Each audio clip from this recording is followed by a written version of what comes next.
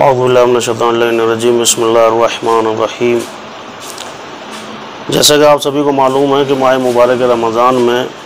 کچھ اعمال اور مخصوص چیزیں جو ہیں وہ انجام دینے سے پروردگار عالم کی قربت خاص کو حاصل کیا جا سکتا ہے۔ اسی طرح رمضان کے وسط میں یعنی ماہ مبارک رمضان کے درمیان میں ایک دعا خاص ہے کہ جو تعلیم کی گئی ہے اور علماء اس کی تائید فرماتے ہیں،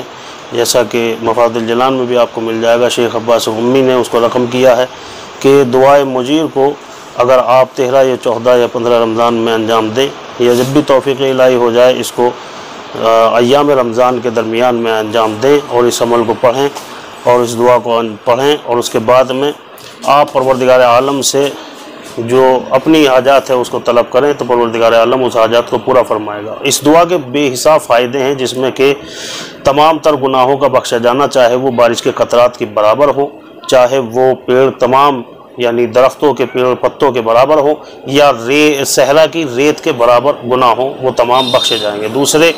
یہ ان لوگوں کے لیے کہ جو مریض ہیں ان کے لیے خاص طور پر یہ تحفہ ہے اور مکمل شفا یابی کے لیے مستجاب ہے یہ دعا۔ اور دوسرے یہ وسعت رزق اور قرض کی ادائیگی کے لیے ایک بہترین عمل ہے جو پروردگار عالم اس عمل کو انجام دینے والے کے لیے تمام تر راہوں کو کھول دیتا ہے اور مصیبت کو آسان کر دیتا ہے۔ اور پھر امام حسن علیہ السلام کی ولادت باسعادت قریب ہے، اس لیے یہ بھی